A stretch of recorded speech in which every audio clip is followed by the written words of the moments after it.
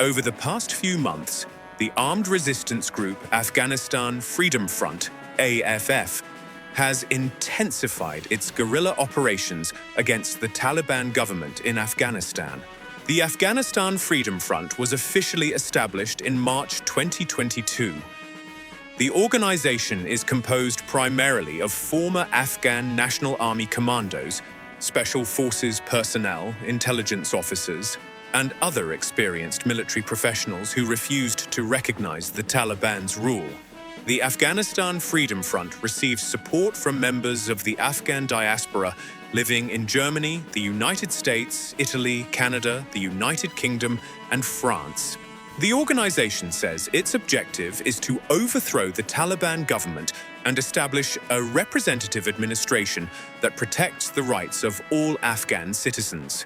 As the Afghanistan Freedom Front has increased the frequency and intensity of its attacks, the Taliban government appears to have been forced into a more defensive posture. Following intense clashes between Taliban forces and resistance fighters in Zebak district of Badakhshan province, the political head of the Afghanistan Freedom Front, Dawood Naji, stated that the war against the Taliban had entered a new phase.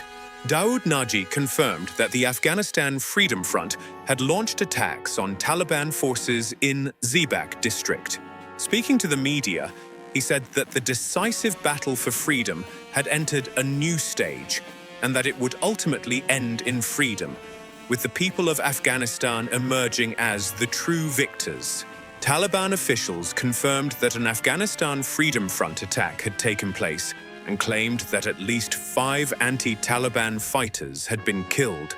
Reports also stated that 17 Taliban members were killed. According to international media, 3 local Taliban commanders were also killed during the fighting. The Afghanistan Freedom Front is commonly associated with General Yasin Zia, the former Chief of General Staff of the Afghan National Army and former Acting Minister of Defense. Under his leadership, the organization has utilized the military experience of former Afghan soldiers to develop into a well-organized guerrilla force.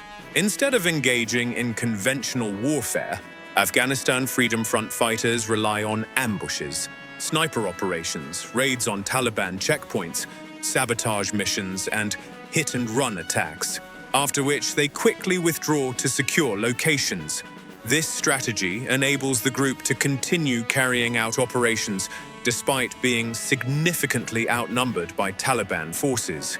The Taliban regard the Afghanistan Freedom Front as one of their principal armed opponents. As a result, they have intensified intelligence operations, arrests, strict monitoring of checkpoints, and military campaigns against suspected resistance fighters.